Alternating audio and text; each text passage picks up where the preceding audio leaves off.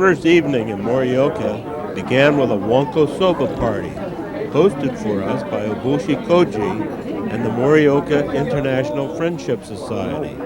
In Japanese, Wan is a cup, and Ko is like putting a Y or an IE on John, Johnny, or Frank, Frankie.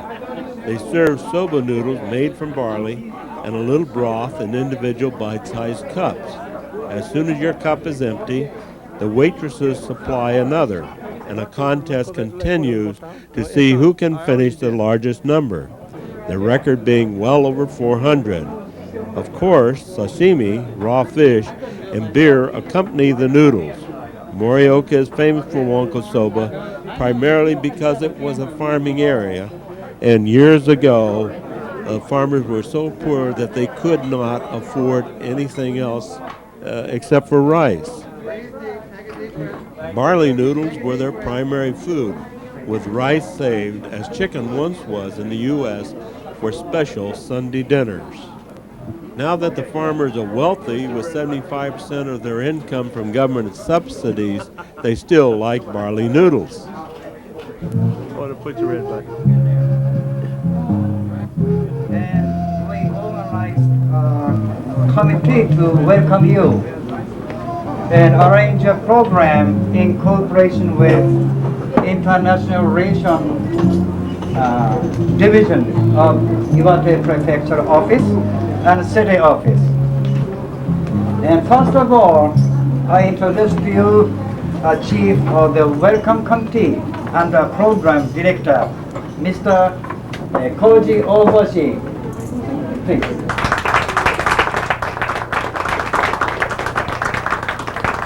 Well, look at this. Welcome 11th Airborne Veterans.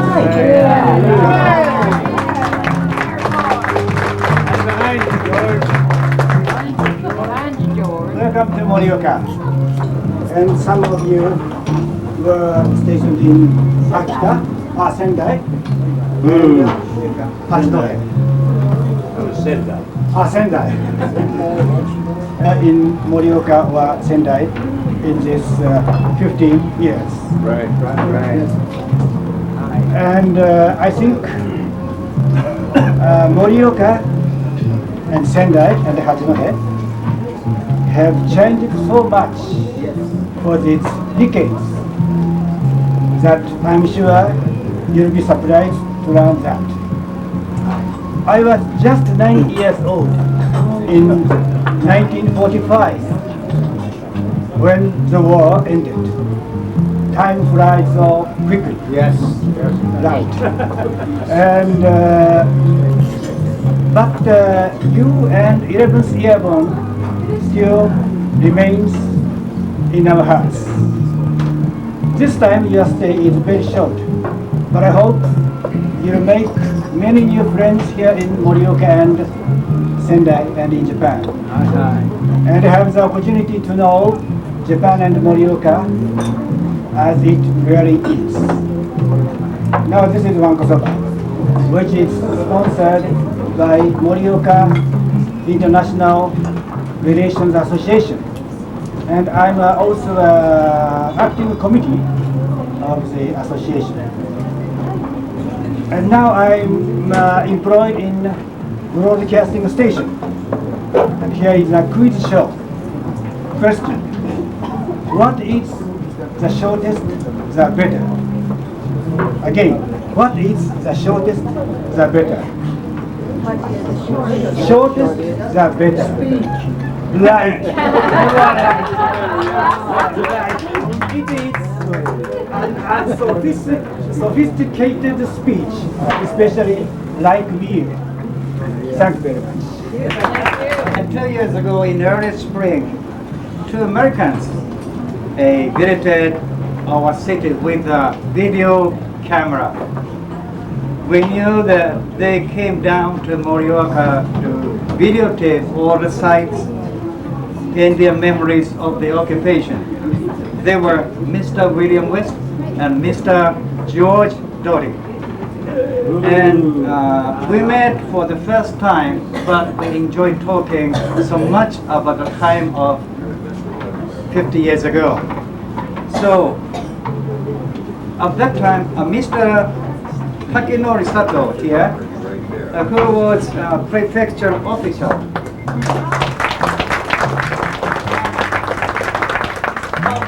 Public relations, when the occupation forces stays in Morioka, arranged a program visiting old places, and we accompanied Mr. West and Dori and around Morioka, Hanamaki, Kamaishi, Miyako, Ichinoseki. And this evening we meet again. He is returned here. Radio? They know me honestly, and they are trying to show us the friendship, partly in gratitude for the benevolent occupation when we were here. And there were friendships started then which are continuing. I want to talk about two of them, for example. I want to present Takanohashi Nobuko-san over here.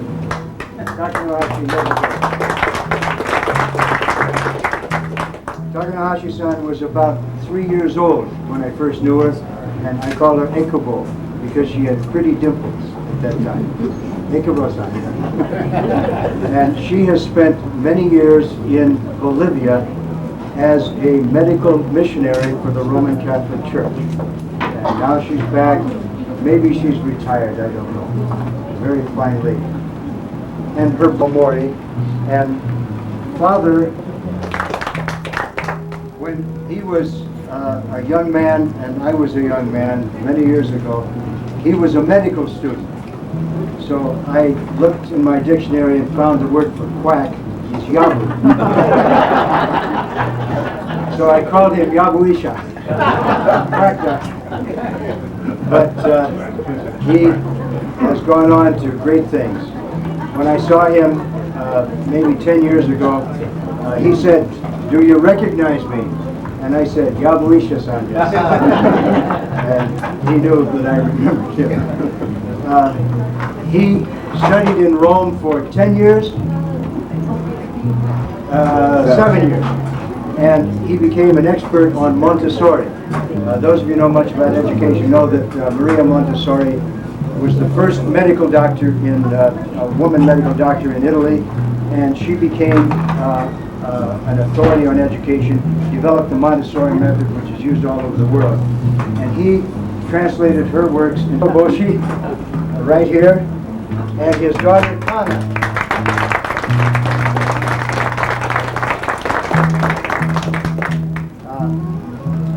They are prime family members in Morioka, and yesterday in Sendai, several of us had dinner with her uncle, who is the Anglican Bishop of Tohoku. So that's Kana and Mrs. Oboshi. Now, do I introduce the other people? You introduce the other people. No, Mada. I'm to tell you about Wanko Soba. Wanko. Dr. West speaks good English. I didn't know he's a native English speaker. Japanese is a native speaker. Let me introduce our staff member. Mr. Koichi Hosaka. International Relations Divisions, Iwate Prefecture. He's very, very helpful. And then Mr. Takenori Sato, please.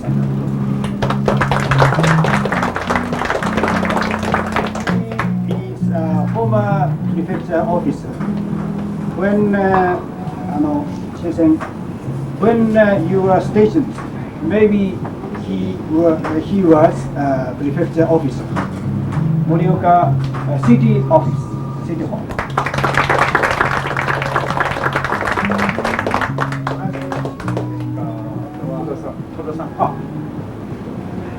Ms. Yuko Toda.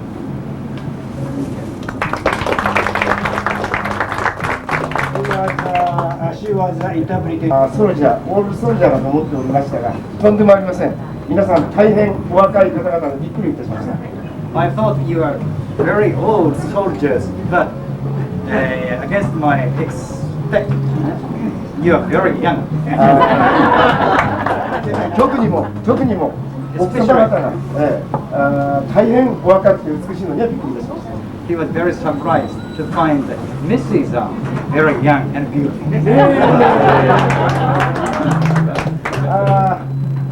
私どもはトーストの時に乾杯と言います。お願いを込めて乾杯と言います。皆様方の若さがいつまでも続くように、そして皆様方の旅がラッキー、非常にいい旅でありますことを祈って乾杯したいと思います。 We say, when we toast, we say kanpai in Japanese. So we should say kanpai, praying that your everlasting youth and your enjoyable trip. Please say goodbye.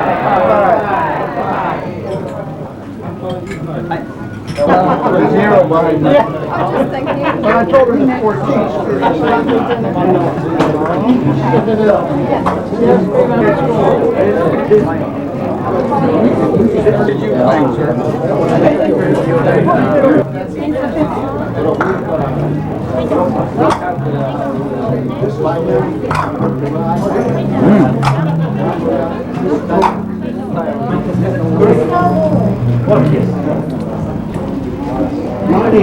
And we're here in the lobby of Morioka Metropolitan Hotel, which is our hotel. And Colonel Wallach is just about to give to Colonel Lottie's interpreter 50 years ago, Colonel Lottie's wings that he wore in Morioka as the Iwate Prefectural Governor.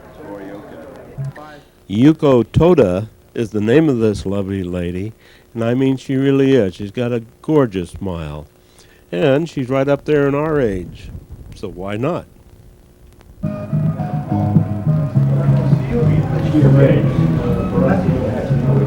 This is Colonel Lottie's Slugger Lottie. He wore it until he arrived in Japan. He wore it his entire time. So I had talked to him.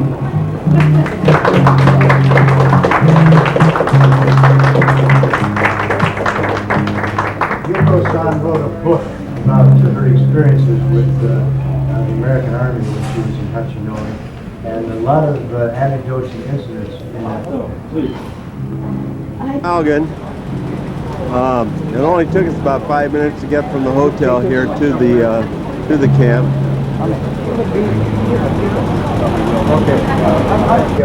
I believe that we're headed for the museum here at Camp Halgan. Got the exterminating crew out.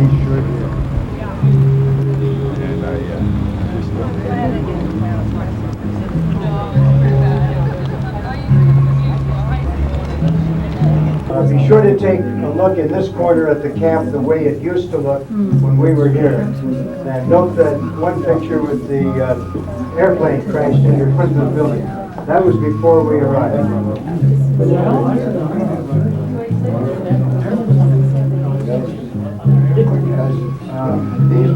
Excuse me, sir.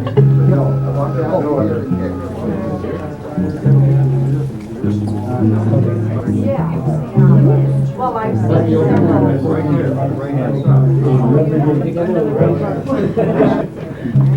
taking a lot of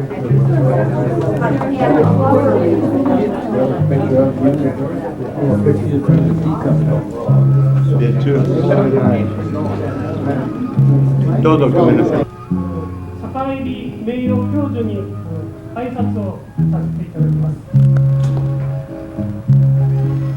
皆さんどうもよくいらっしゃいました。今ただいまご紹介ありましたが、工学部長が丹野教授がちょっと都合がございまして、ここで皆さんに挨拶ができませんので、代わりに私から一言挨拶させていただきます。1945年、約50年前に皆さんがこのキャンパスに後ほどゆっくり見学していただきたいと思います。 From the United States as the former editor of the Voice of the Angels, 5 past issues of the Voice of the Angels, all of 1993, or 94 rather, and also the last printed one, which came out this month. Along with that, and this is the Victory in the Pacific edition, which I think is significant. Can we still get copies of that? I don't know. We have to write to Jerry Davis, who's the editor, and he's in California.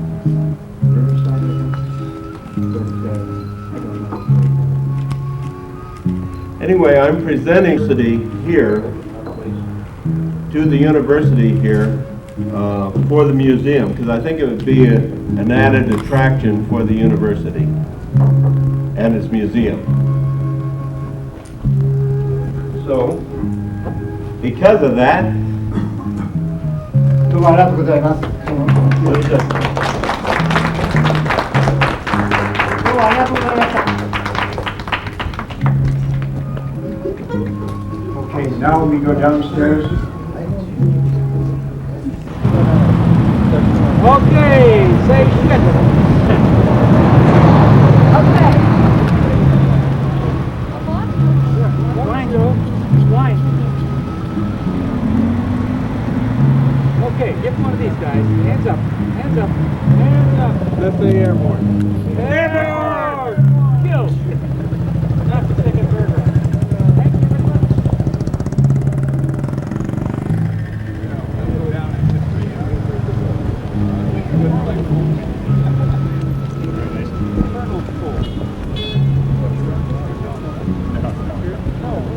I have my staff and I.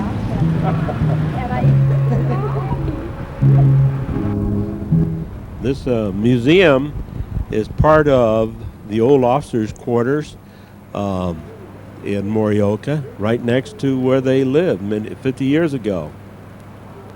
Of all the museums I visited in Japan, this was the best of all, at least I thought. I'm sorry for those of you who didn't get to see it. It's really a shame.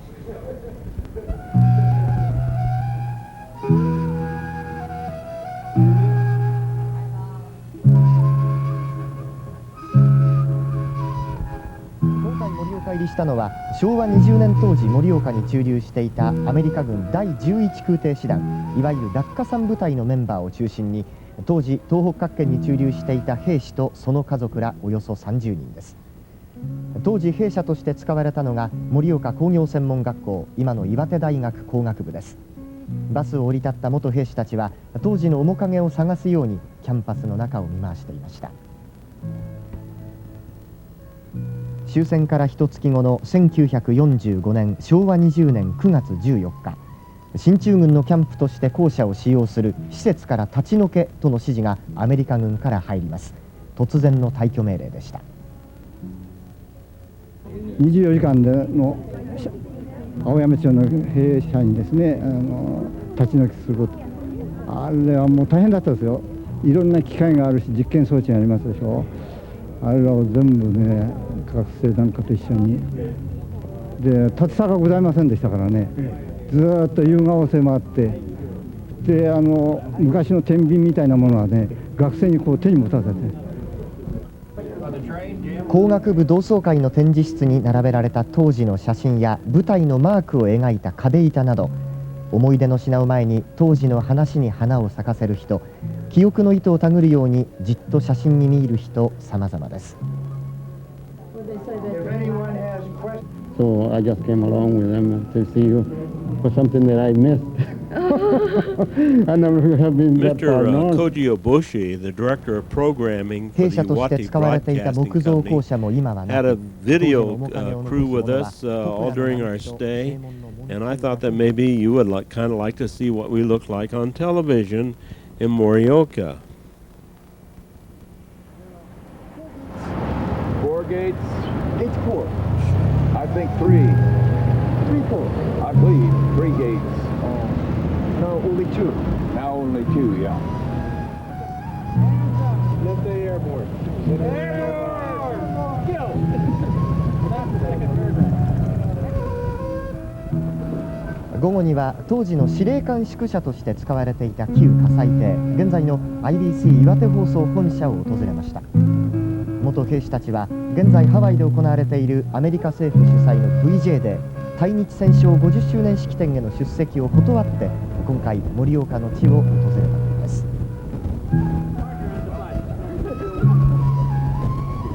Oh, I think it's a very, very productive, very, very healthy relationship.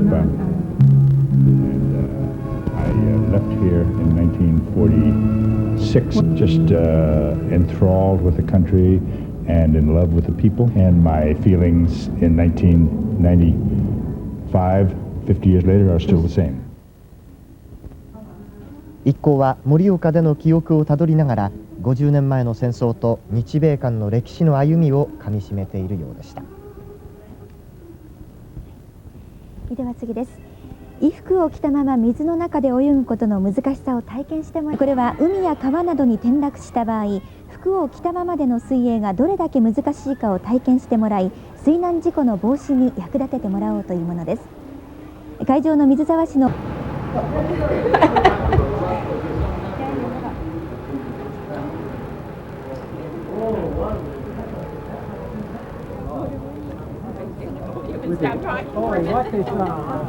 You can see Mount Iwate in the background, second highest mountain in all of Japan, and quite often called the second Fuji. What you're looking at is the Takahasu Pond, or the Jack O'Connor Pond. And I don't call it a pond, I call it a lake.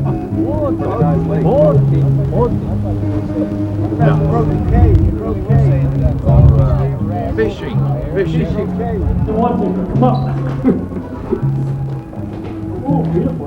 How'd you get here so fast?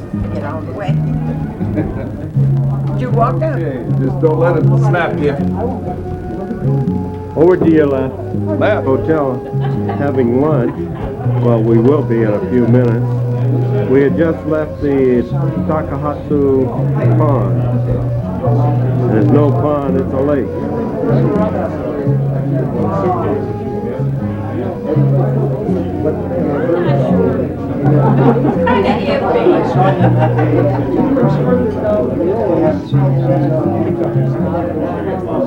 I'm supposed to be sitting right over at that table there with Ken Midkiff.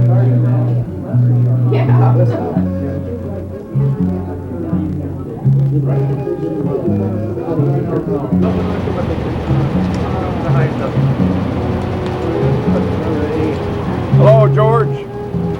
Lunch. Well, where's the next And place? we're here in Morioka, and this is our first lunch in Morioka. This is one of the very large temples here in Morioka. I do not remember it. I do not even remember ever seeing it even 2 years ago.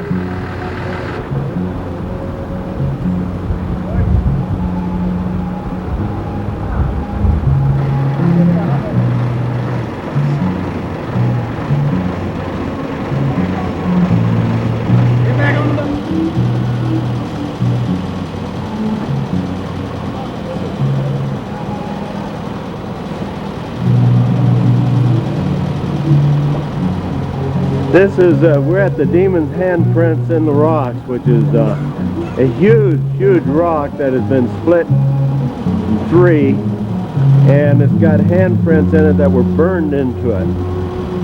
All kinds of legends about that.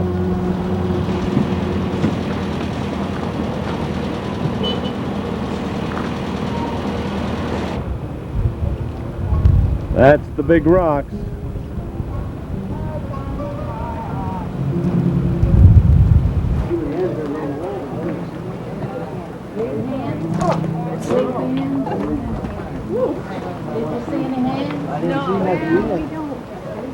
Rambo means violent. I don't know whether Rambo got that from the Japanese or not. That's what it means. So this violent demon was chained to the rocks because he had tormented the people in this area and bothered them and made their lives miserable. And so they got one of the gods to chain him to the rock, and he was bound, and they made him.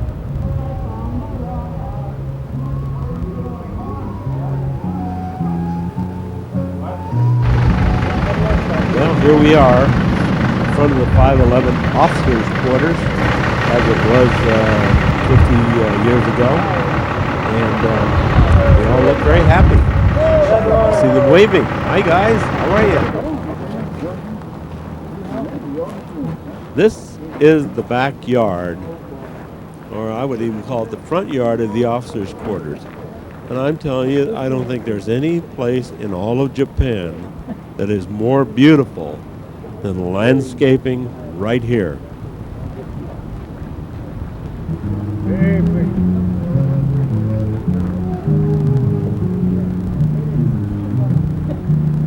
I can't walk so far. They tried to get me.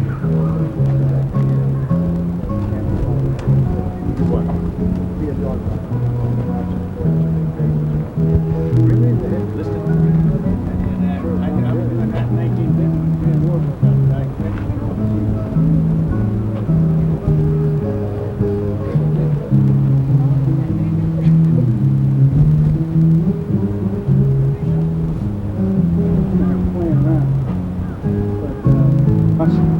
Yeah, missed it.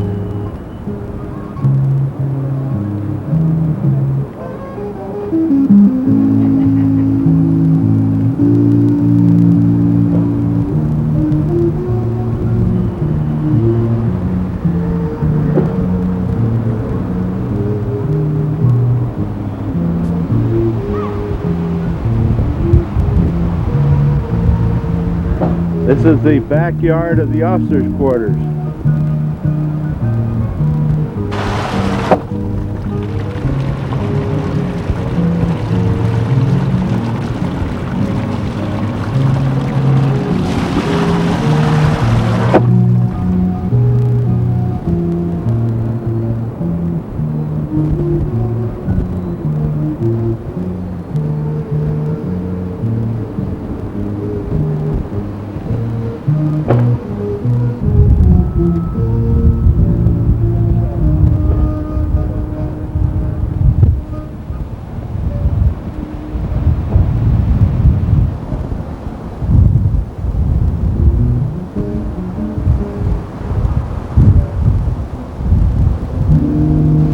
This is absolutely one of the most beautiful places, if not the most beautiful place in Morioka, and maybe one of the most beautiful places in the world. It's just incredible.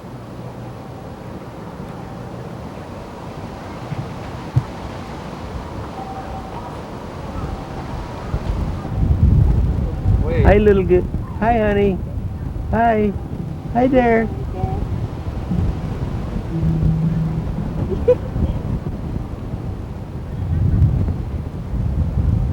Sell some to me and George? You bet. Where's the back of the room? You bet. There you go. Your interpreter, and give me your name again, please. Your name? Yuko Toda. Yuko Soda. Toda. And Colonel Lottie, she's wearing your beautiful eagle right there. Thank you so much. It's a great honor to wear this.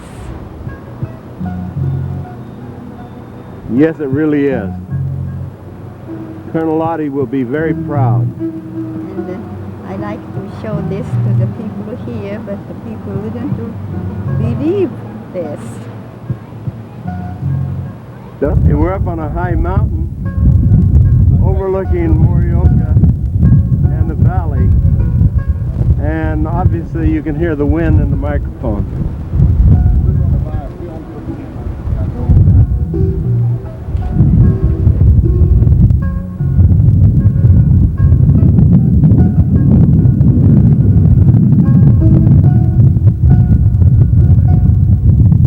That's looking downtown Morioka right there.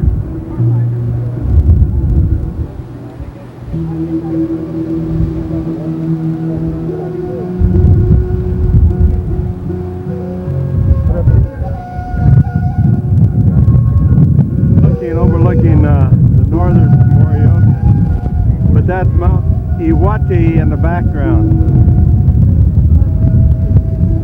Second highest mountain in all of Japan, and the angel that overlooks Morioka.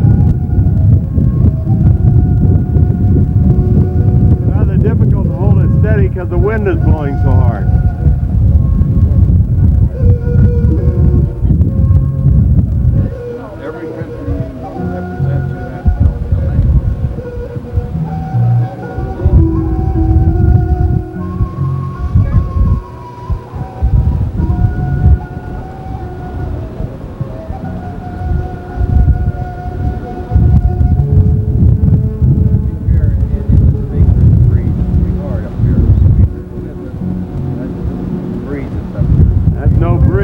the wind.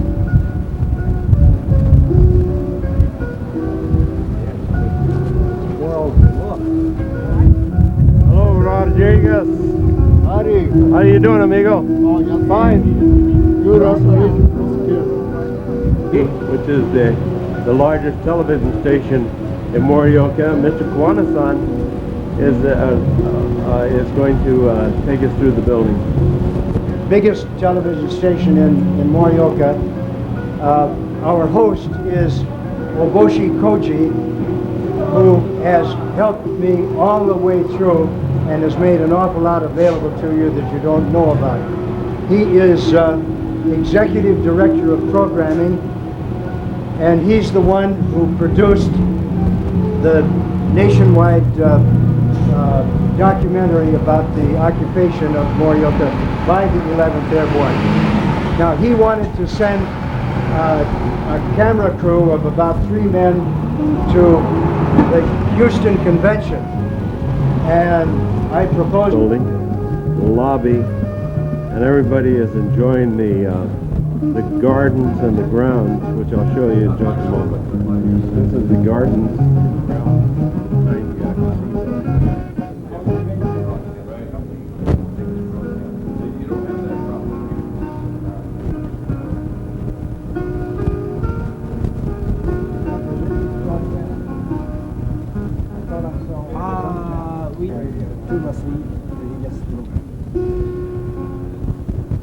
Pretty lady in the background works for Iwate Prefecture. Christian program and Shinto program and Buddha program. Equal time? Equal time.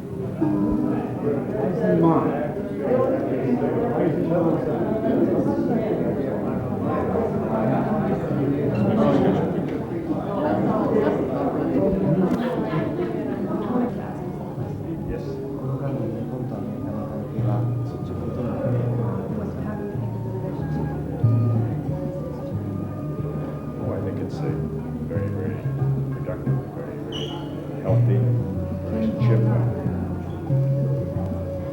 Very proud of the relationship between. We're in the Iwate Broadcasting Building where Mr.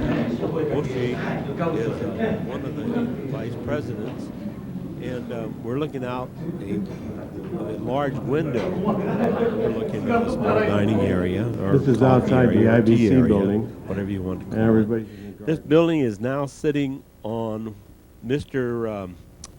Let me think now. Haragai, who was the first Commoner Prime Minister of Japan, whose house Colonel Lottie occupied. Right on this site. What you're looking at is the backyard of that home, or Colonel Lottie's home, for a couple of years. Oh, you lucky boy, Colonel.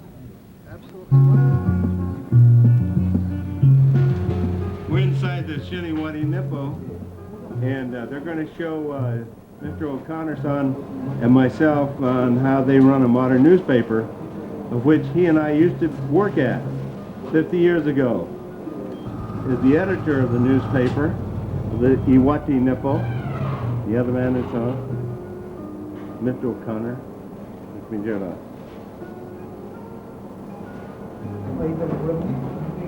That's all right.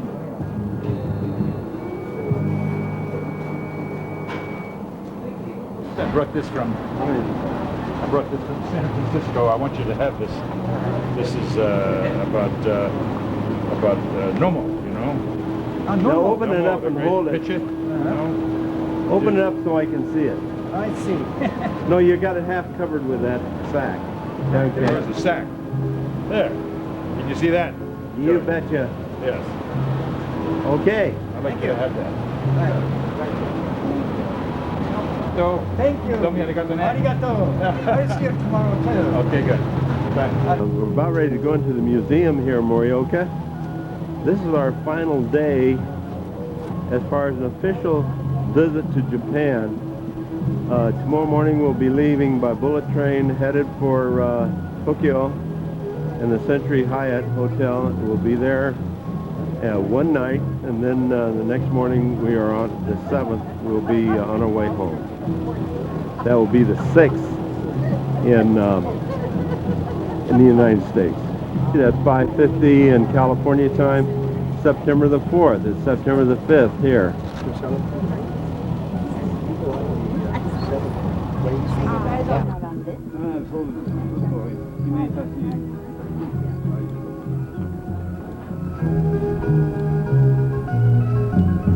Please note that we have apparently lost quite a few of our travelers. They stayed back at the hotel for one reason or another. Probably some of them went to go off on their own. Simiyasen.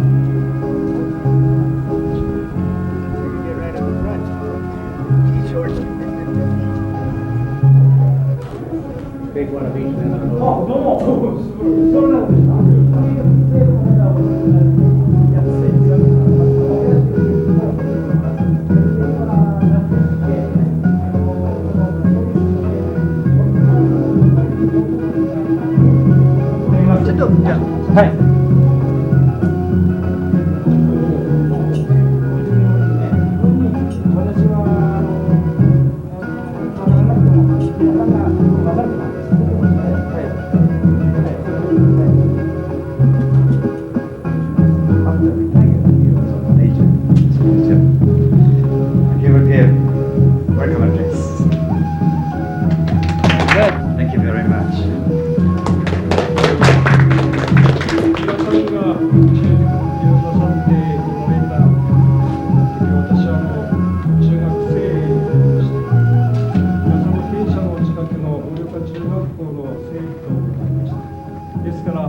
同じ国の空気を吸い合った中ではないかなというふうに存じます。I suppose that he took the same air when you were stayed in Morioka, because he was in the third grade in senior high school when you were stayed in Morioka. And it's senior high school close to the campus. Now we call Morioka Daiichi Kotogaku. Morioka, the first senior high school, was close to the camp, and he breathed the same air.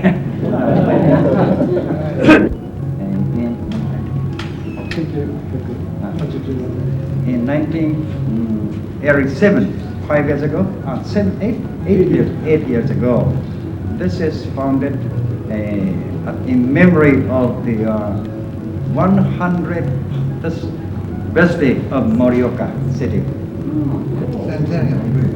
そして盛岡も who contributed Japan to the world, and native Moriokan was introduced and shown many goods around here. For famous Inazo, Itobe. If you don't know, please look at the 1,000 notes, 5,000 notes. You can find the same picture. And Itobe, Inazo, and Kyosuke Kindaichi, and Mitsumasa Yonai. They bring the top well-known person Morioka produced. This is a bust of Mr. Natobe, whom the museum was built to represent all his great works, the things that he did to try to have better relationships with the United States and Japan. He certainly was westernized in many ways, and I believe his wife was Caucasian.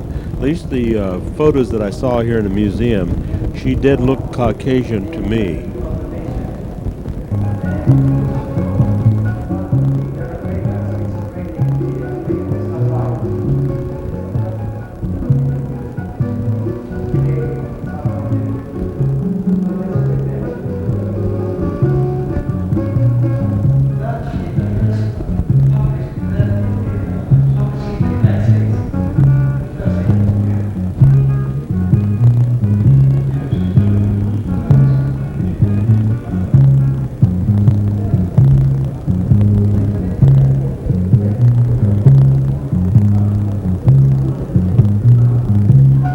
that's pretty appropriate.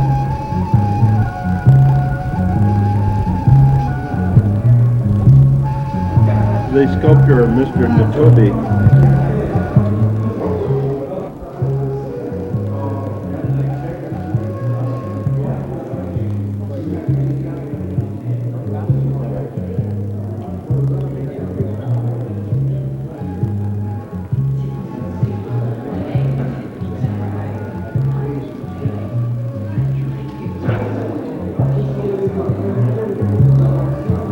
This was Mr. Natobi's office set, his desk.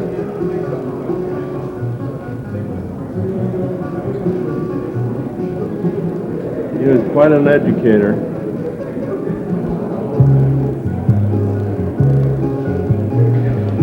These are family members.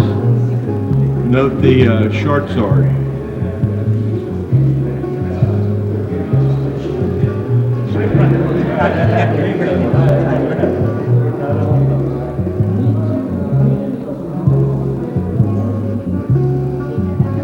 This is Natobi and his wife. Natobi Ignacio and his family. That's why you see some Caucasian, because his wife was Caucasian. And they didn't want her to marry him, but she... This is the first edition printed in 1900, and is the very first book written on Bushido by Ignacio Natobi.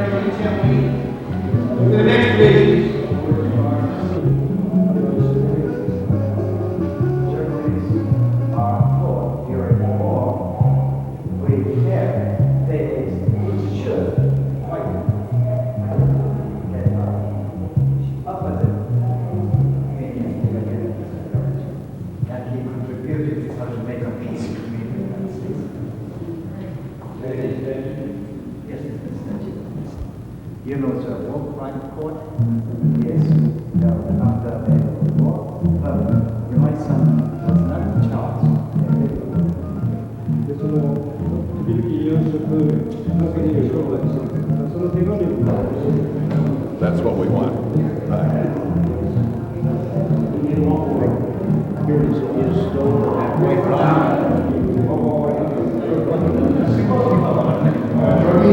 Laddie, please note your eagles on this lovely lady who is your interpreter.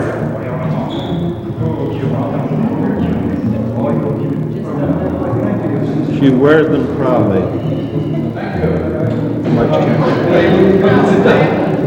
Tokyo.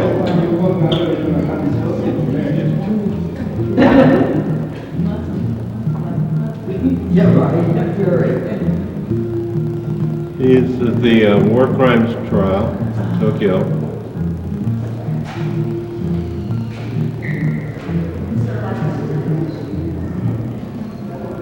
We're looking right now at a pair of vases that were given to Admiral Yone by the Emperor in 1940. You can see the imperial seal, the chrysanthemum on it.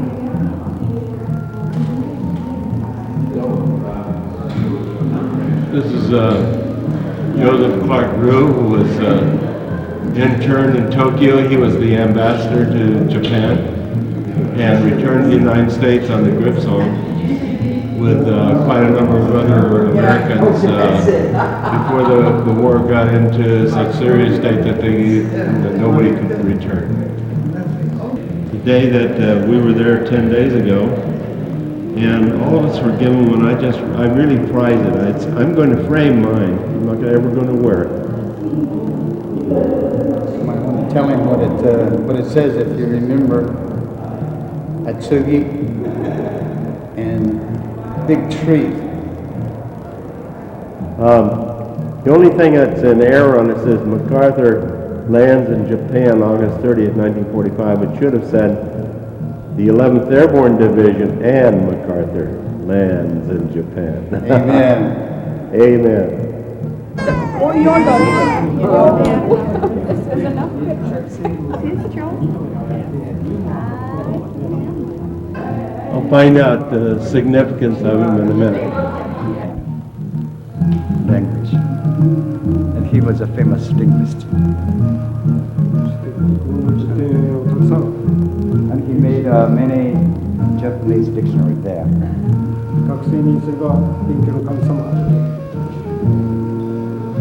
This is a typical tea house, tea room. It's a model within the museum.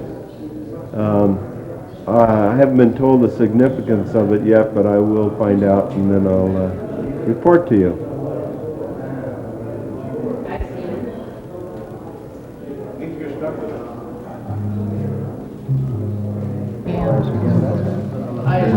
It's fascinating. 復元したものです。設計図がそっくり残ってたものですから、それで一部復元したんですね。This man's そ Tokyo し home て reproduced. 近代先生はですね、岩手さんをすごく愛したっていうか、それでその部屋が岩手さんがよく見えるように部屋を設計してあります。Okay, do you want to explain that? No, explain, Bill.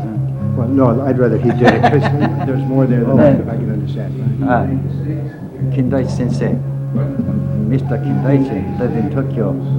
This type of the house, this is a fusion, just the same design which is used in Tokyo. Oh, and then it's arranged here so that he can look at Mount Iwate. It's just beautiful, the location. But it's I just found out that the tea house, the tea room, is a reproduction of his home in Tokyo. That's the director, and he can actually entertain, have tea in there with guests, or be meditating and look right out at what you're looking at now, which is Mount Iwate. On the veranda of our wonderful. That is where Camp Haugen, or the Iwate University is, but where we were 50 years ago. There's the pond up there. And here's the newspaper here.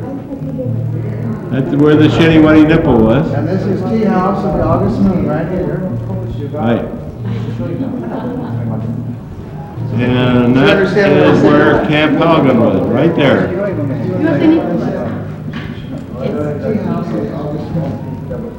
What she's pointing at is where her home was when she was a little girl, which the officers took over and it became the Officers Club.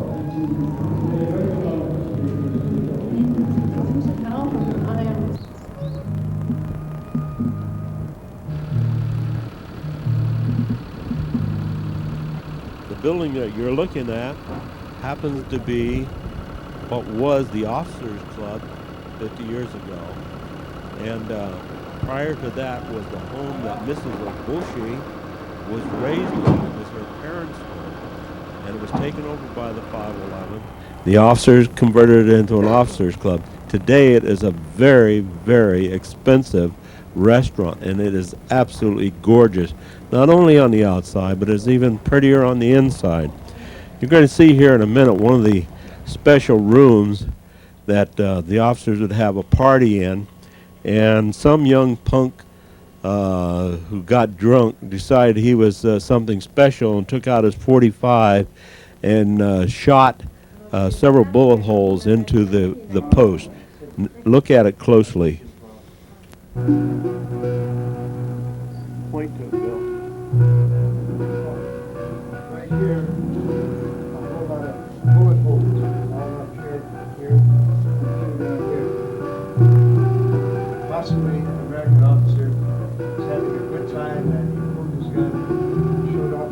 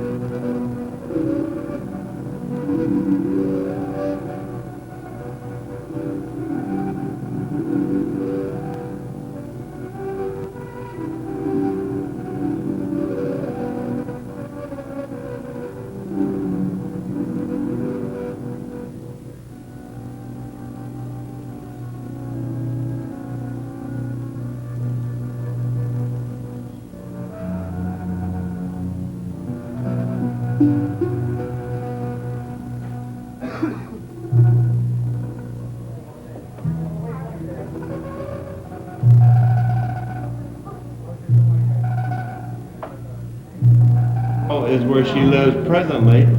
This is Mrs. Obashi-san. It's a whole lot of bus. I assume that these bus are very famous Japanese people. But boy, is it incredible, this pyramid inside here.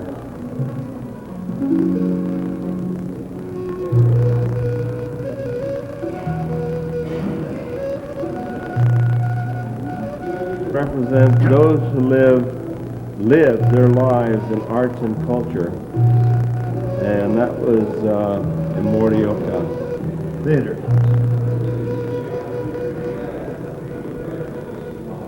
This was removed a few years ago. When the occupation forces stayed in Morioka, we had an old building, Morioka Theater. It's near Hachimancho. But this was so old that remote like this. And the persons here this means that so many persons contributed to the development of the culture of Morioka City. That's all. Okay? Hi. In Japan, in Morioka, the picture you're looking at is of famous movie stars visiting Morioka. The two you're going to be looking at right here, right now, is a picture of these American movie stars visiting Morioka in the Morioka Theater. And although we recognize the three men, particularly one on the left end who was a character actor and always played in westerns, the man I'm going to show you up close to right now was Robert Montgomery, right there.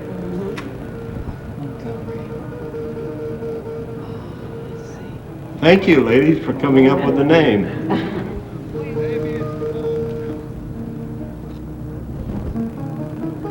Okay, we're leaving the museum, go to the ironworks. We will spend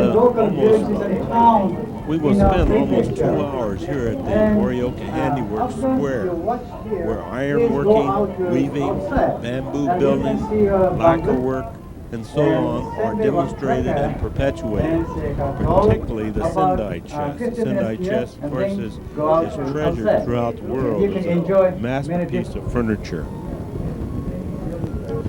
Ladies, how would you like to have that centerpiece on your dinner table?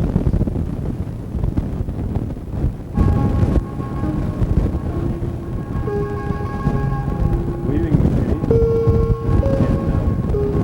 and they're used even to this day. Right now, obviously, they're not being used. Takes all them little letters. He does all the engraving and everything, and uses all these. So, like a little print. Yeah.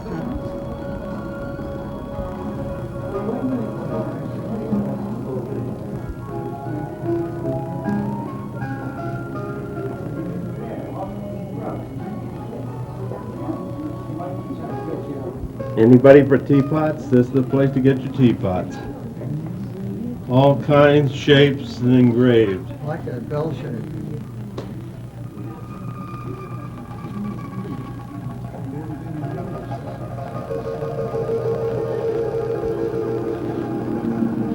This is just the size teapots the ladies would love to have at home.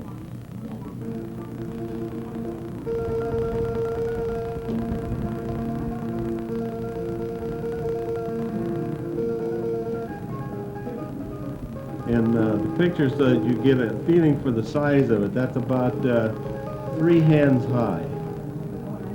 That is big.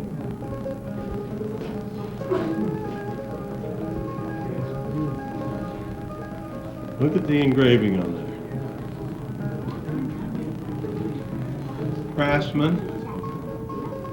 I think that we'll be going out into the area of the castings and be able to see this actually done.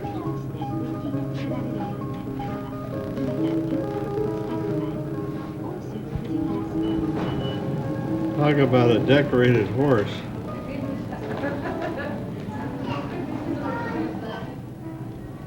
Children's artwork describing the engraving and the molds.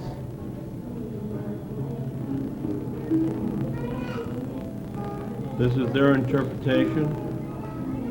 I'm quite impressed.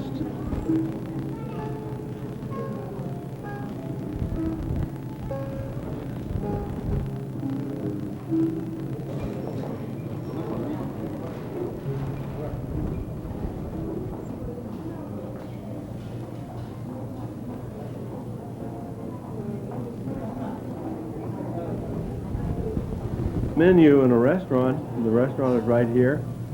Everything is reproduced in wax and displayed and colored, and you point to that, and that's what you get.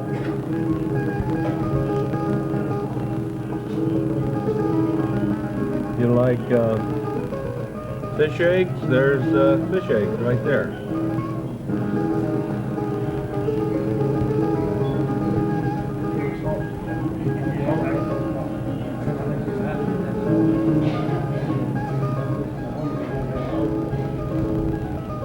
We all of us have been eating a lot of romaine soup since we've been in Japan. And romaine soup is a broth with some vegetables in it and lots of noodles.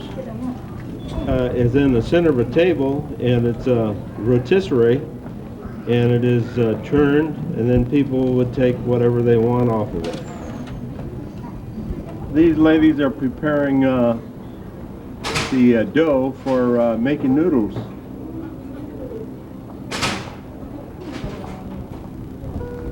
Lady there with her back to us tossed the biscuit. I mean, after it's prepared. Now there it goes. What is that she's putting in between it or something? Fish eggs or? Oh, I doubt that. I imagine it's some kind of a We bought something delicacy. that was in a jar like that, and we couldn't. It tasted like fish, but we didn't know what it was.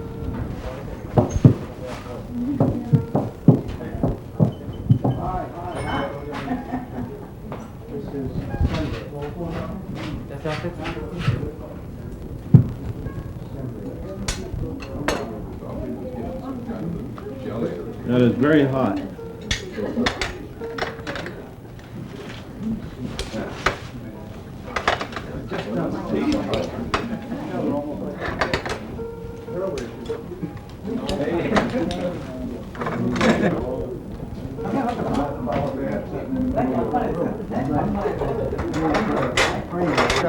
Down here they have the bamboo works.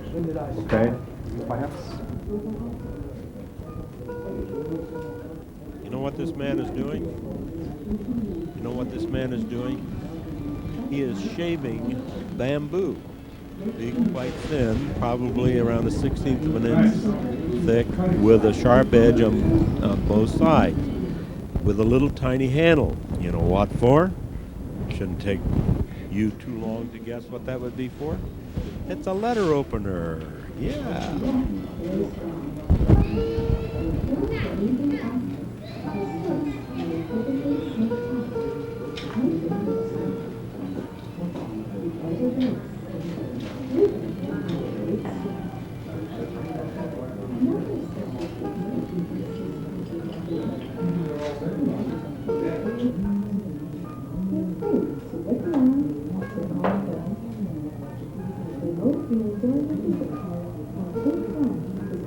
This is a real honest-to-goodness farmhouse. Look at the thatched roof, and in particular, look at the grass or weeds growing on the roof. All of that is made out of the straw from rice. Not the rice itself, but the rice plant. Okay, I'm looking in through a door of the same farmhouse. Get a good feeling of what it's like. See the polished floors.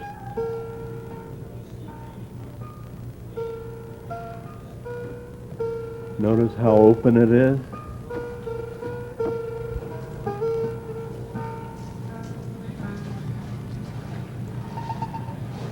That person there is obviously weaving some kind of a basket.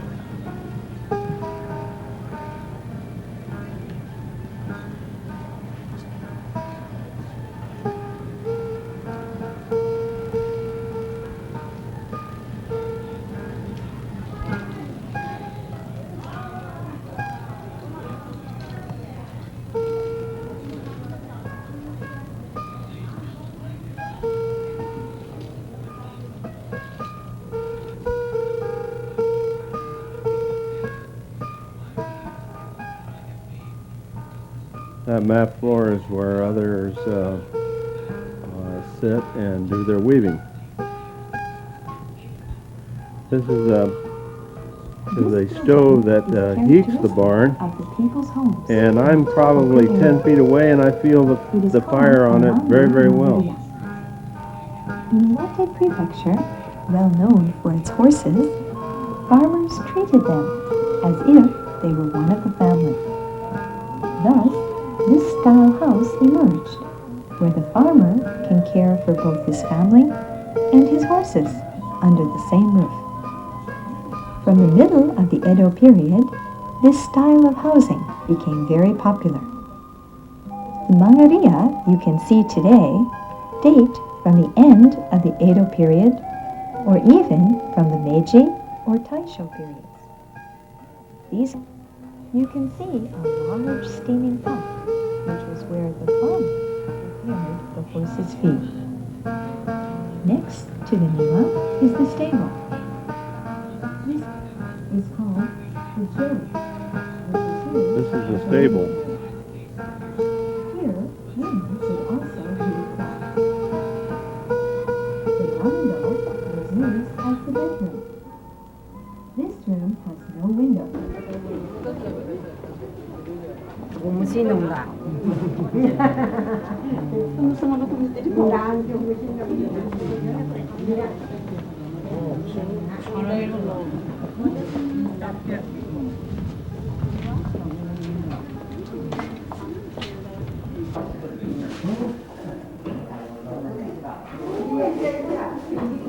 These ladies are making candy in here. Sweet things.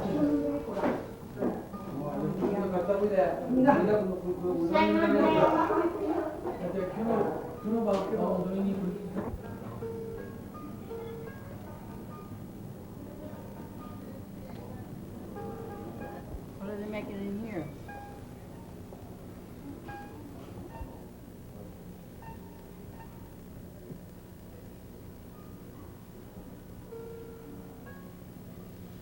If you love owls, these are two very, very, very cute owls.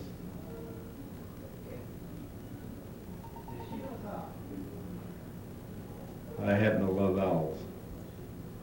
The real ones and others.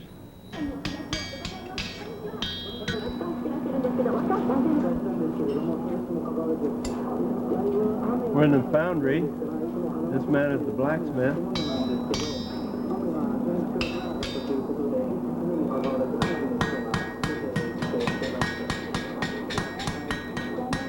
I'm not really sure I know what he's making.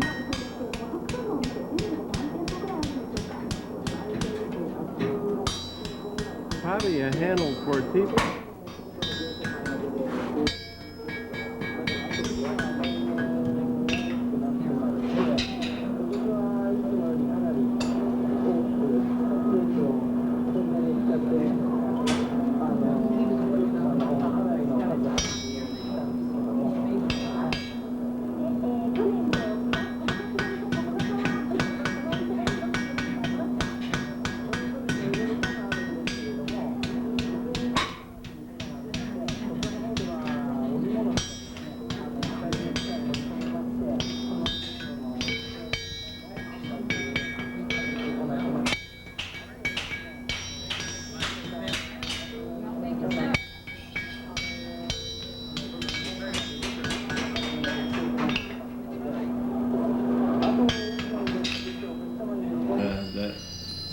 dad brought back 50 years ago, and it's out of bronze, and it's exactly the same as that.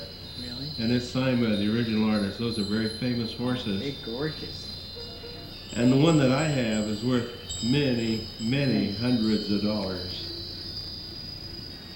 They are just beautiful.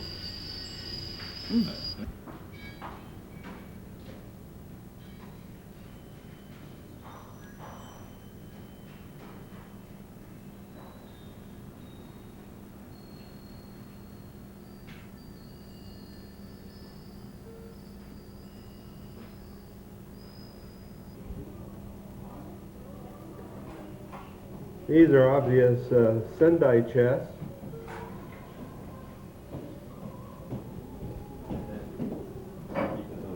Probably one of the most prized pieces of furniture in Nippon as well as in America.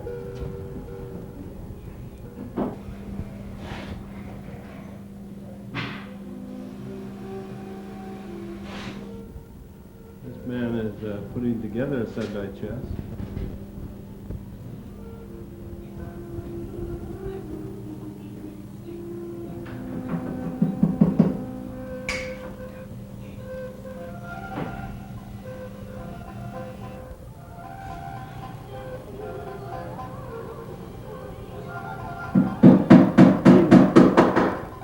This man is staining the wood.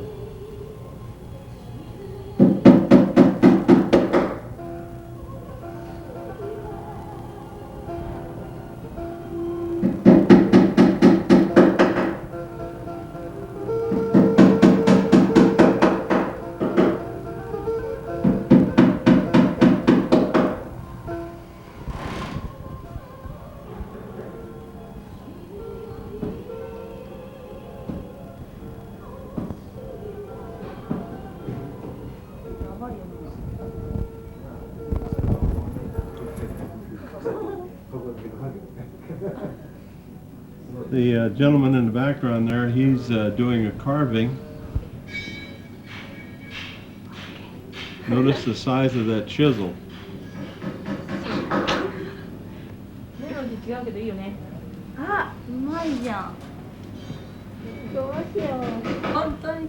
And this pretty little lady here, she's painting and decorating the horse. Pretty. どうも。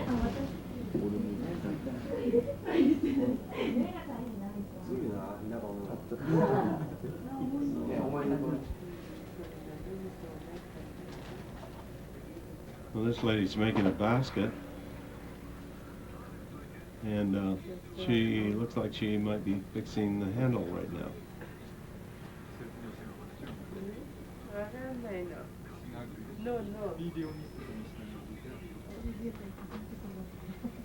And she's doing some of the painting.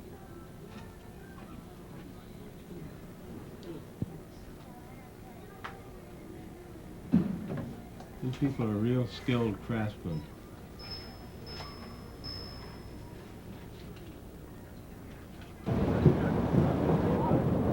These are school children that have been at this compound.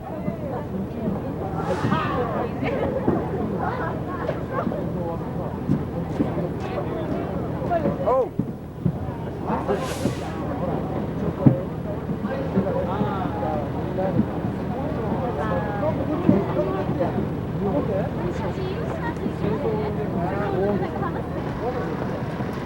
Notice that all the children wear the same dress, and there's a very practical reason for it. Then there isn't any class distinction.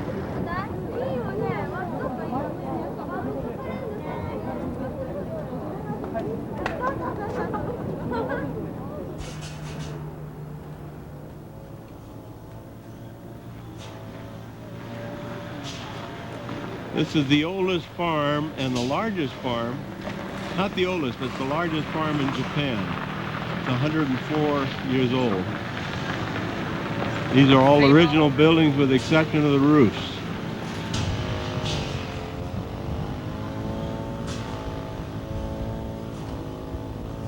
For those of you that didn't come out here with us to this huge farm, Please note that these buildings are very similar to what we used to see in Morioka.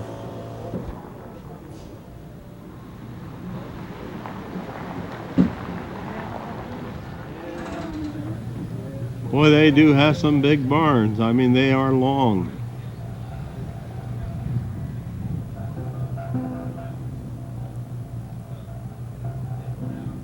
Big silo.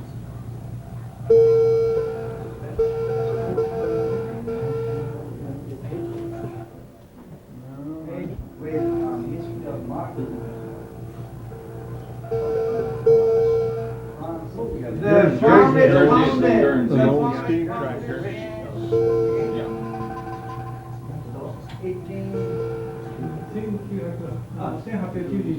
1891.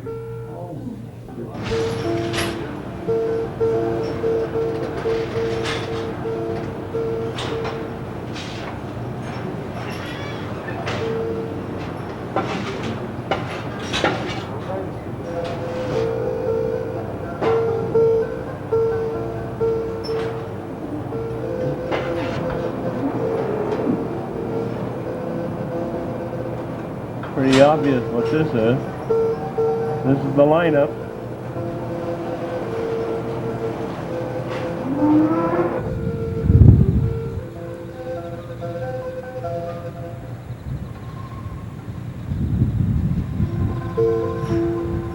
That big wind machine is to blow the odor out and also keep the cows cool. Right now though it's probably 70, 65, 70.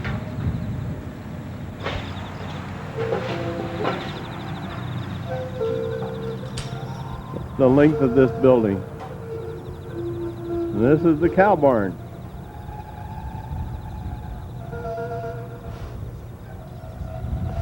Boy, if that isn't typical Japanese architecture, you'll never see it again like this.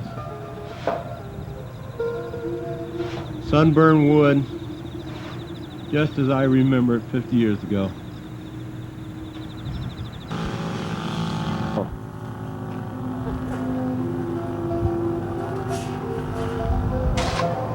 Well, this young man is picking up the manure, and he'll be putting it on a conveyor. It's amazing. The cow pies are dropped right onto a conveyor and taken away. Sometimes it escapes them though. Big beautiful eyes too.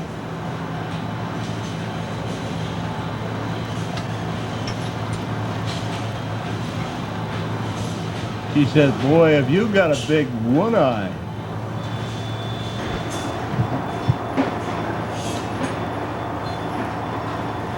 They're all chewing their cud, making their milk.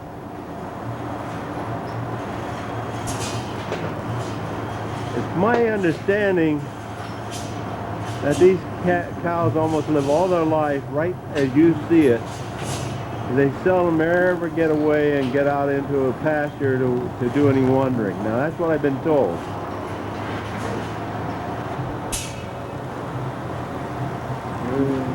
I asked the young man if the cows ever get out into the pasture, and he shook his head as if he understood, but and I tried to say, do they stay right here, as I've been told or led to believe, and I think that that's what he was addressing and agreed on.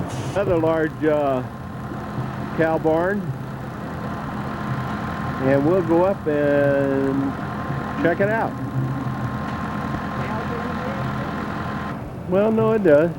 Again, that big blower there is used for two reasons. One, to blow the odor out, and the other is to cool the cows. We can go up in there and light it up. By golly, there it is. The iris opened up.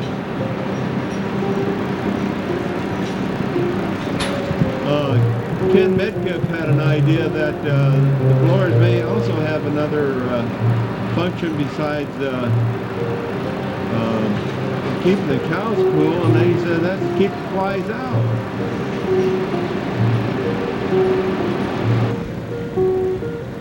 Well, I suspect to be with it every week.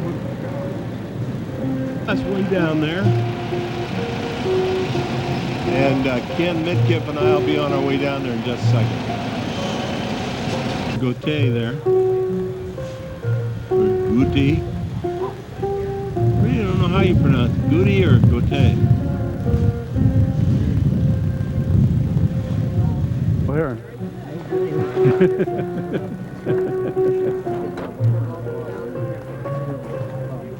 In the farm. I thought you'd like to take one last panoramic view of it.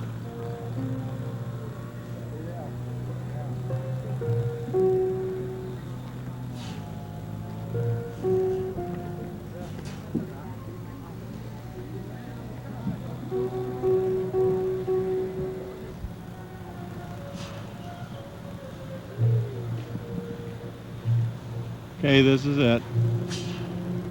Just left the farm. Now we're on our way back to the Hotel Morioka. And when we get there, everybody will be on their own. And tomorrow morning we'll be taking the Shinkan line to Tokyo. That's the bullet train. Says us. Passed through the gate of the Iwasaki Besso. Iwasaki-san is the owner of Koiwa Farms, or at least one of the big incorporated investors now. And this is his Besso, or summer home. Another word for it is villa. So this is his villa. And he has had the emperor as a guest here. This is, of course, is the largest farm in Japan.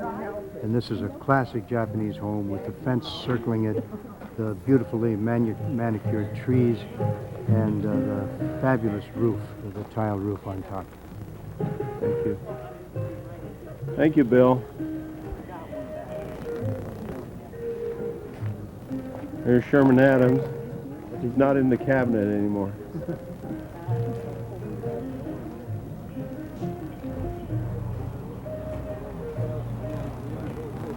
I just run down there and all those cows. As you can well imagine.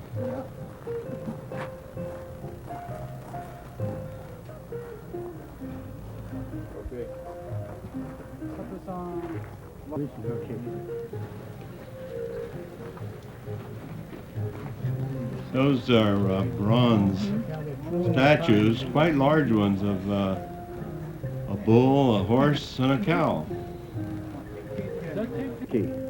Now, whatchamacallit? Whatchamacallit, or a Thingamajig. thingamajig. Thingamajig. That's what I got. Names all the parts, so you call them a doohickey or a thingamajig or a gizmo or something and lay them off to one side. Yeah. Put them with the rest of whatchamacallit. You would wonder how the Koiwa farm, the largest farm in Japan, and one whose existence Bill almost doubted, since the occupation land reform had divided farms into roughly 2 1/2 acre plots and given title to the farmers actually working them. How could a single farm have thousands of acres exist? Simple. The farmers simply borrowed an organization they had learned from the West after Perry opened them in 1854. They incorporated it. It's a single farm, yes, but with hundreds, perhaps thousands of shareholders now off the land and working in productive factories, but still collecting dividends. This is a working house. It's a living house.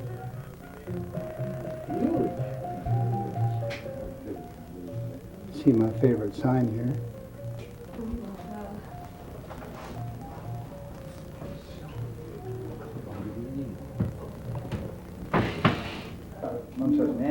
This is he's explaining about the Koiwai farm.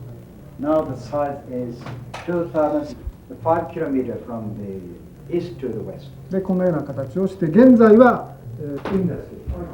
That's not a postcard you're looking at. That's the front yard, or the view out of that window in the front of this house. Absolutely incredible.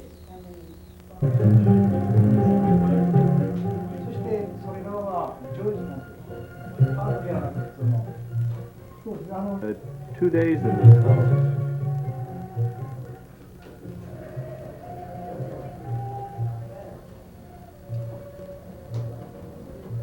That is a wash tub.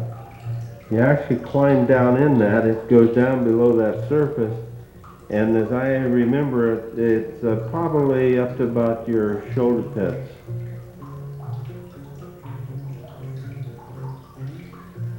Has hot and cold water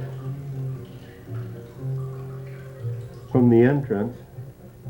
And I'll be leaving in just a minute. I do want to go outside and get a picture of some landscape. I'm getting a battery call, which means that I haven't got much battery left. I think I'll end today with this view, this picture. My golly, you couldn't ask for anything more beautiful. I wish it was in my backyard.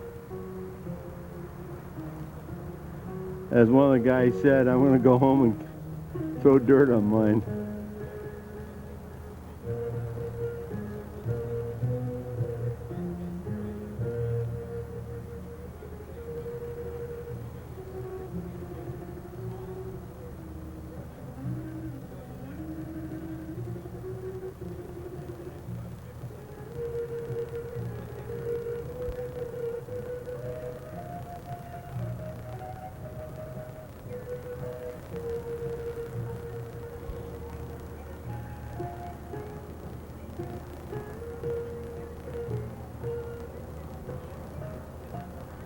You notice when the iris opens up, everything becomes more in better perspective and not so silhouetted. But when I want to take a landscape picture like this, the iris closes down, and consequently all you get is a silhouette. But I still think it's gorgeous.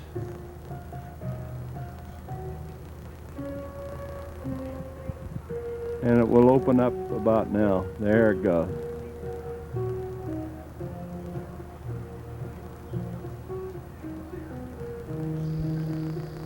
I'm in I would say that this is probably the front yard because of the view that's behind me. And I'm taking a panoramic view of the house right now. You can get a much better perspective of the size of this house. Approximately 2,400 square feet.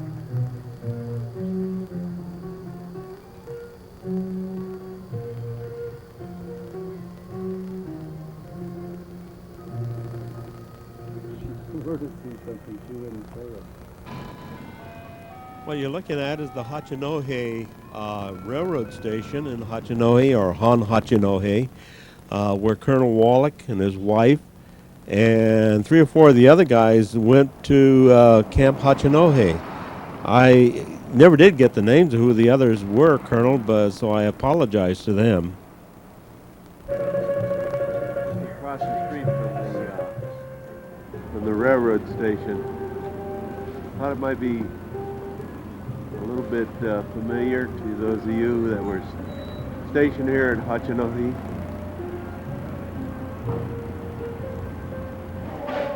This is inside the station at Hachinohe.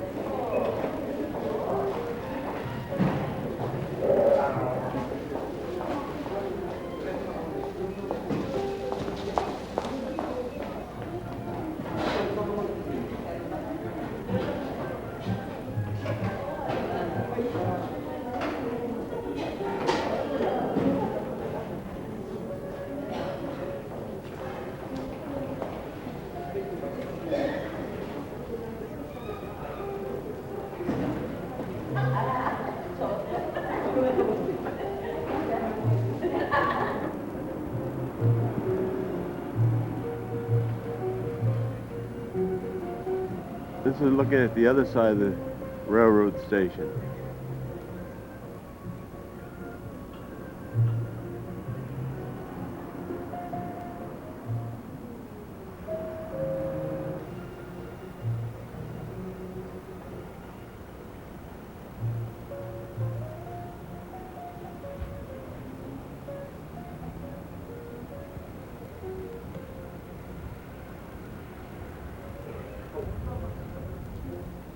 Rather unique thing that you're going to hear. This is looking downtown in Hachinohe. Japanese voice and music right downtown Hachinohe. And what it is that they're giving out information as to traffic conditions or anything else of a serious nature. And I thought that was rather unique. Colonel Wallach, I forgot to ask you if you saw any of the damage that Hachinohe had experienced in the big earthquake a year ago.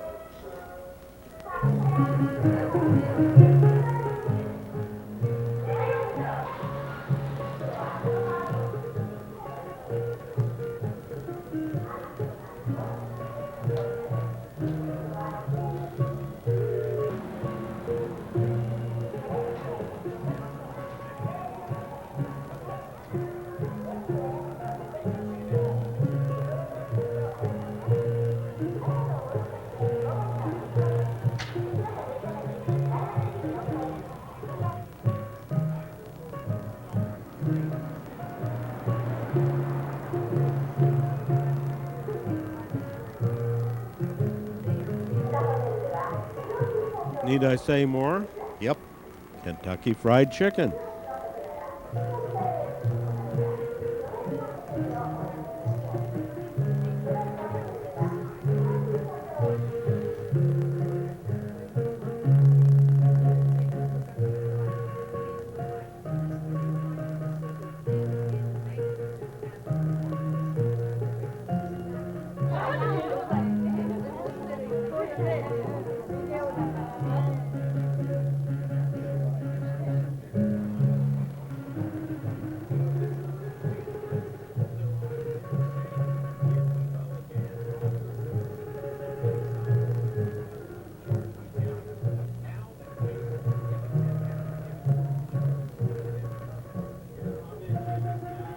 Colonel Lottie, they tell us that this is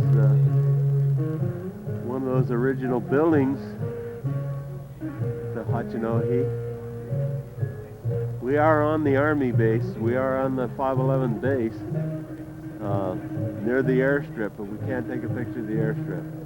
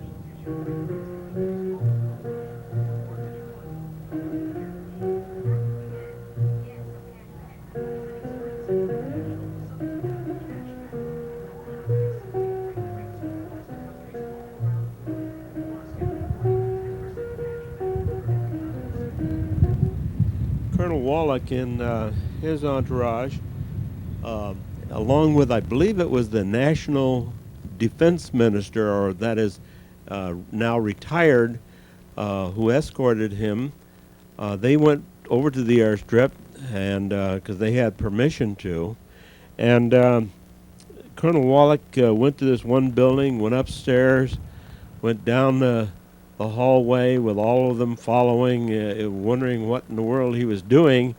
He opened the door and he put out his hand and said, "That is where I lived."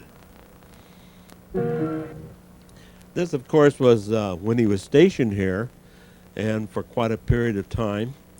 And I guess it was rather an emotional experience for he and certainly for his wife. In a moment, you're going to see a shrine. It's a Buddha shrine. It's on a corner, a fork, about a mile from the camp that everybody had to pass on their way to go to Camp Hachinohe.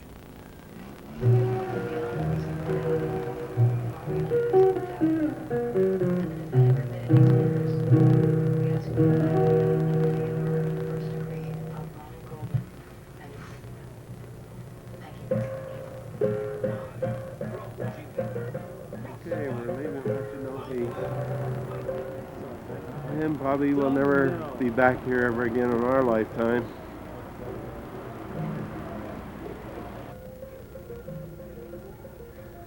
Okay, G Company.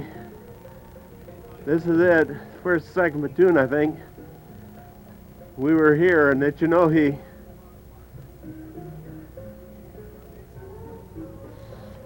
This is the railroad track and the railroad station. From where we've taken these pictures. In an hour, I'll be going back to Morioka.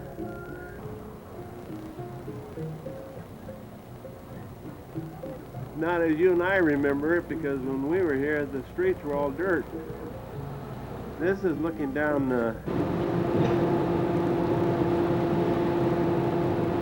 I'm sure you guys will recognize this platform. It hasn't changed in 50 years. Maybe a little upkeeping.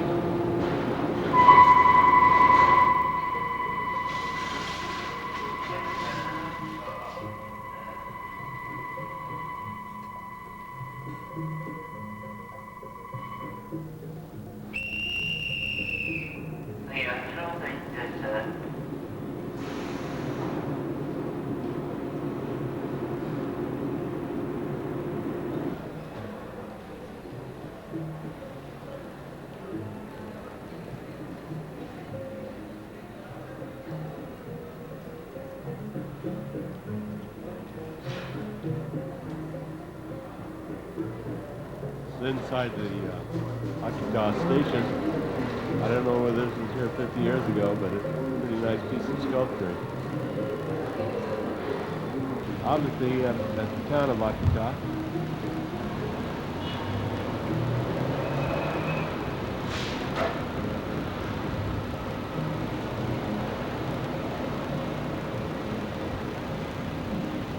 And yes, those are lots of taxis out there. Not New York Station either. 4 in the morning. But you wouldn't have known that unless I'd shown you on this Friday. This is our last stop, our last trip. We go from here back to Morioka, and from Morioka then we go back to Tokyo. Tokyo to Ieyasu, which is where Bill West lives. And tomorrow I go home.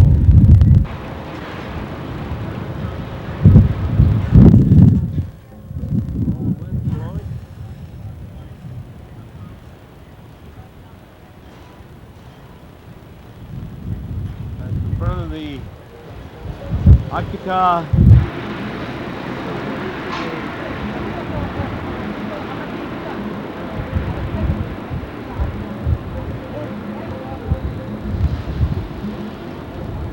Akita. This castle was built in 1603 and lasted until about 1870.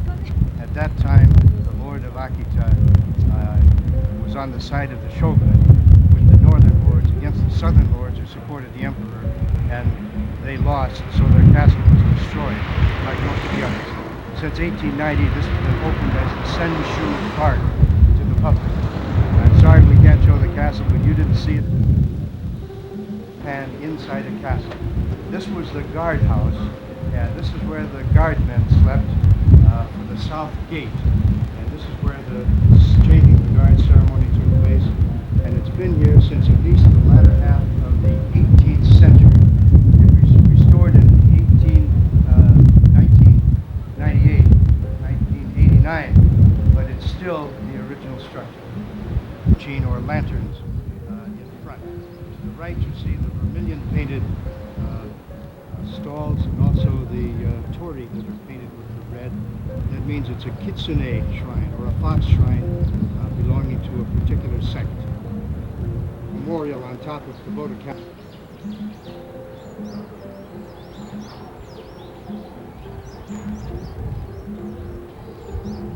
As always, they're looking down on us.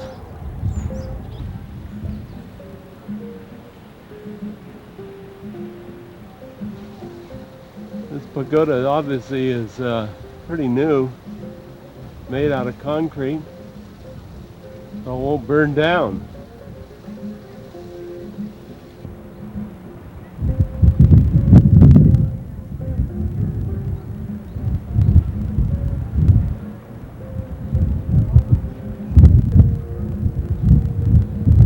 I guess you guys won't believe the size of this city.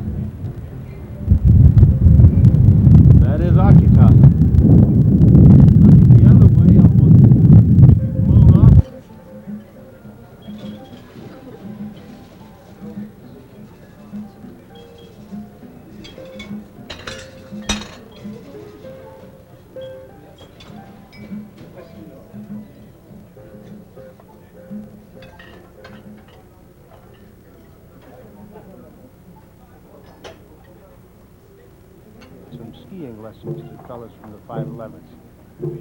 This has long been a famous reservoir in Morioka, and part of the water supply comes from here.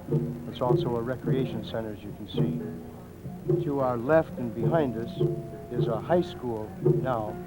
At that time, the same location, there was a large dance hall that fellows from the 511th used to use with the local girls.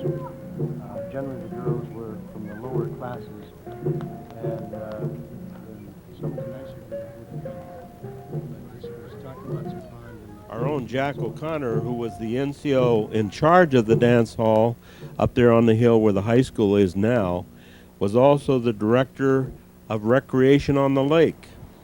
When we walked from the camp to town, we walked, say, from the front gate administration building down to the corner where the radio station was, turned right, and walked toward town. About 2 or 3 blocks, there was a little wooden onsen or sento. And this is the very same building in the very same location. It's the Cha no Yu onsen or sento, and it's been given a coat of stucco on the outside, but the shape is exactly the same, and the same operation goes on as did at that time. When we were there were open windows, and there was the noise of people bathing together, communal bathing, and a lot of steam coming out. It doesn't look much like it did then, but it is the same building and the same. The right was the Roman Catholic Church.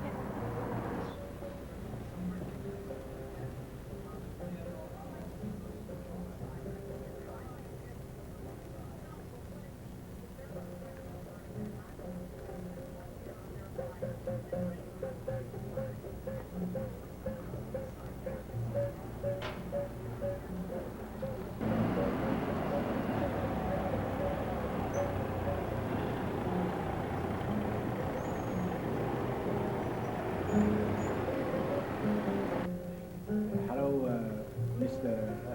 Brady. How are you? We are concerned about your health.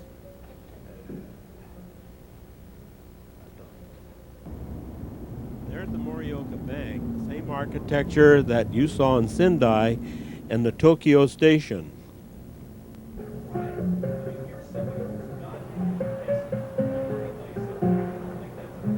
This cherry tree is literally growing out of a rock,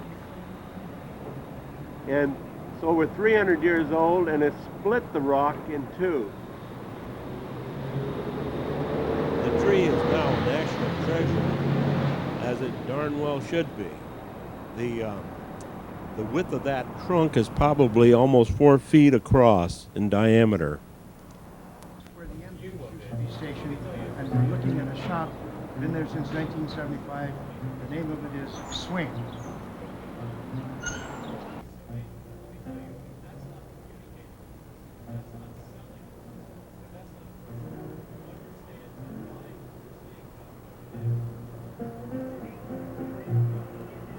All right, we're at the top of the shrine, and we're going up into Morioka Castle Park. Denomination of Buddhists, and their symbol is the fox, the kitsune, and that fox is considered in Japanese to be very intelligent, very cooperative, and a generally good sign. The lords of Nambu came originally from around Yamanashi-ken near Mount Fuji. They were exiled to Aomori, and they wanted to go to the southern part of the province, which is where the 3 rivers came together at Morioka. And about 1597, Lord Nambu started building this castle. It took 2 generations to build, and as I understand it, the rock came from this very place. It didn't have to be hauled in.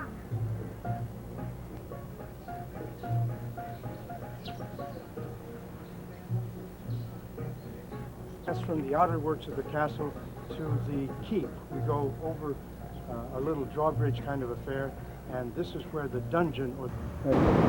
Okay, this is September 6th. We're about ready to leave Morioka, the train station. We go into the bullet train from here.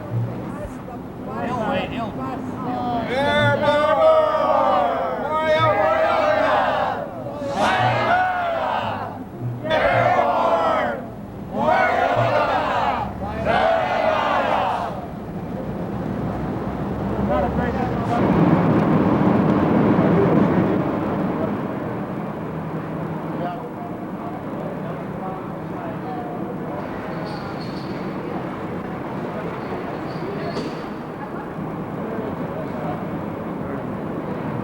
who it is, Bill. This is Murayama-san, and he was houseboy for Lieutenant Ogden Reed. About 5 years ago, he wrote to me wanting to meet Lieutenant Reed or get in contact with him, and I wrote 3 letters, but got no answer. So he's come to pay his respects and obeisances, and so regards to Lieutenant Reed. Come.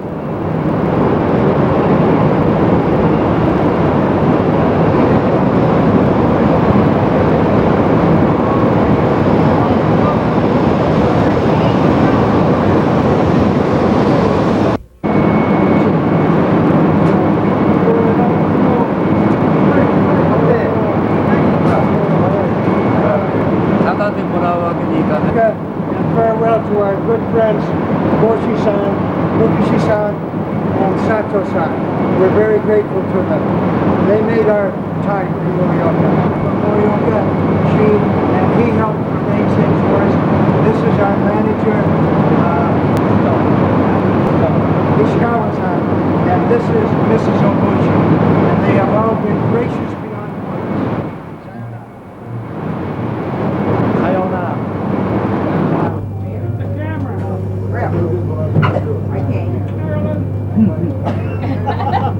Hey, my name is Jim Walker.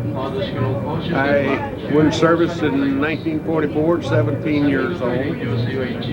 I was with the 81st Division in late day.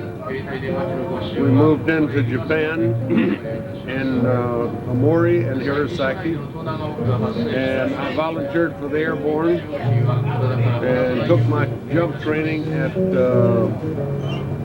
Sendai, and then I went to a school in Tokyo and came back to the 457th Field Artillery, Parachute Field Artillery, and became Motor Sergeant of the battalion, and I stayed there until 1946 and went home. I made my last pay jump in March of 1946, and that's it. This trip that I have not enjoyed as well as I'm sure everybody else has. It's been carefully organized by the travel agency. You have done a superb job. We're on our way to Tokyo on the bullet train, and I wish to God it wouldn't end, because the days that we have spent here, or at least I have spent here, have been the most precious days of in my whole life. And so I leave my heart and my love in Japan, which is another culture altogether, isn't it? And people have been wonderful. And so, how can you leave it? It's incredible. I enjoyed every moment of it.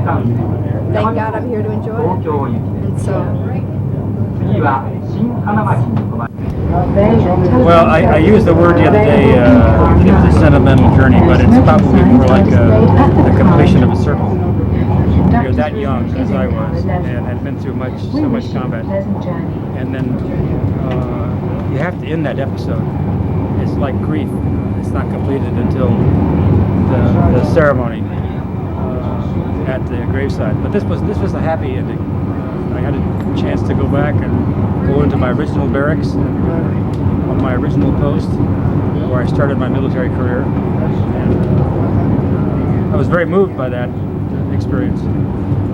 And be able to bring my wife, see where I was as a kid, where again I began this kind of a martinet warrior life of mine. So I was very moved by it. I'm also moved by the beauty of this place. I had forgotten just how. Bill West and some of the senior officers that are here present with us on this trip. That I grew up here. I went from my 18th birthday to my 20th birthday, spending most of my time in the city of Morioka that we're leaving now. Before I go any further in this little interview with George, I'd like to thank George specifically for the marvelous job of organizing this trip, putting it all together, for his patience, for all of the photography work. He must have taken a million miles of film. I'd like to thank Bill West for his narration on the bus, on the train, and in the hotels. Told us so much about this country that we had forgotten. Great job of organization, and we all should be very, very proud of that.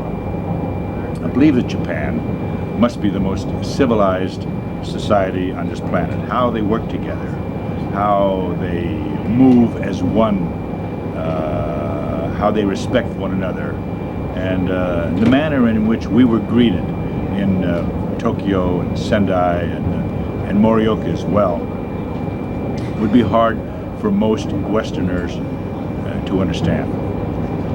Keep in mind, this was this nation's first occupation, first time they were occupied in their history, many thousands of years, and probably the most successful military occupation of all time.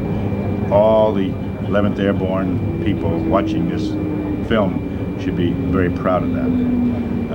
You did a great job.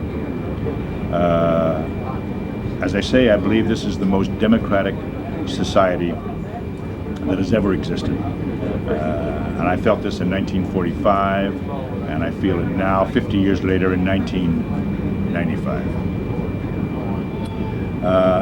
I believe the people of Japan owe a great debt of gratitude to the 11th Airborne people who are watching this film, and also to the American people as well. People of the United States for the humane, face-saving, and constructive way in which this occupation was managed 50 years ago. For all the world, particularly people of my generation, our generation, particularly people of World War II, know full well that the Japanese were not as gentle in their occupation, not as humane in their occupation of countries such as Nanking, Manila, Singapore.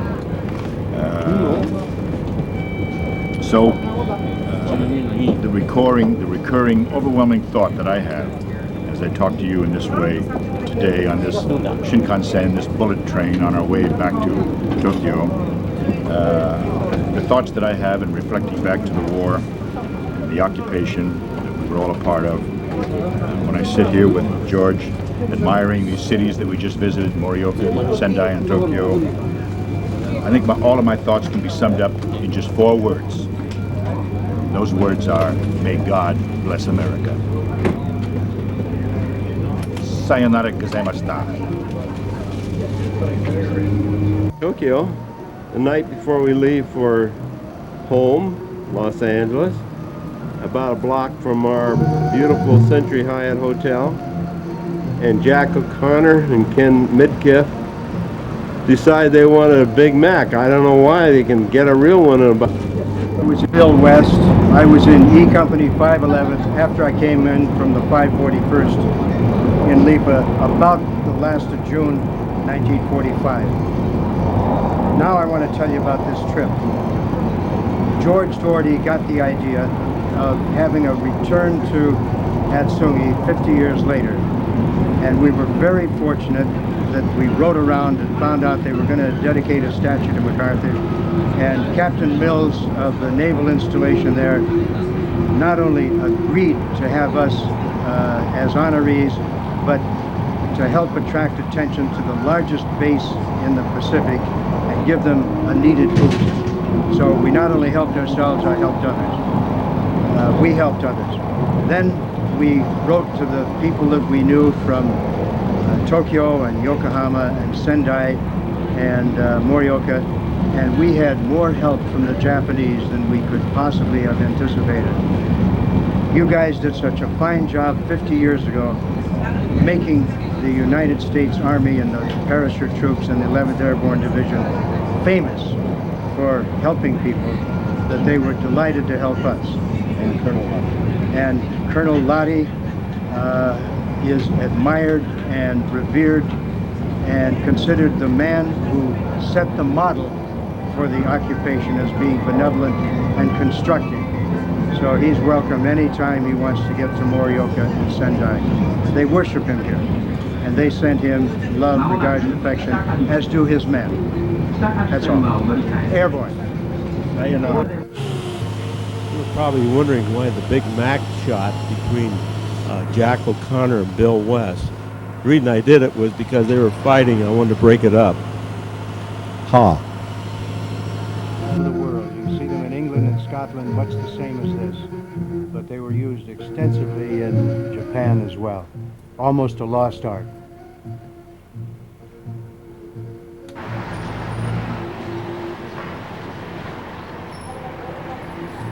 We're in Urayasu in the Fisherman's Shrine, right near the Fisherman's Village. This is a typical Shinto shrine. The rope over the entrance and over the entrance to the shrine itself indicates that this is holy ground. The chochin, or lantern, is a special symbol of holiness. And of course the tori. Tori means both the gate-like affair and also means bird. Probably got its name because the bird sat on the tori. That marks Shintoism. The guardian dogs are from China.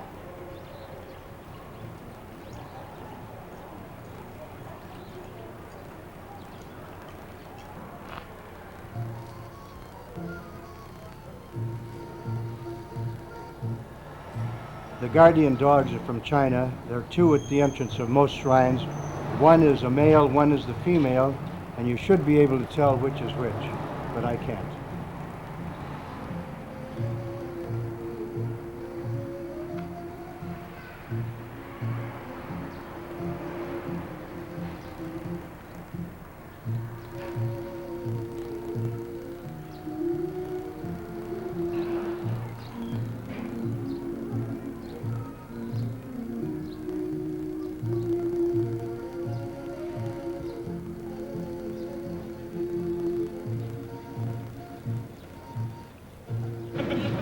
Everybody like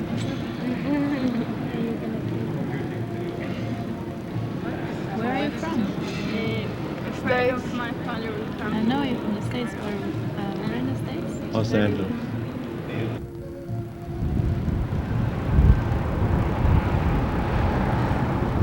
I'm Dick Mitchell, and we're at the Century Hyatt Hotel in Tokyo, completing our visit to Japan. It's been a very interesting visit.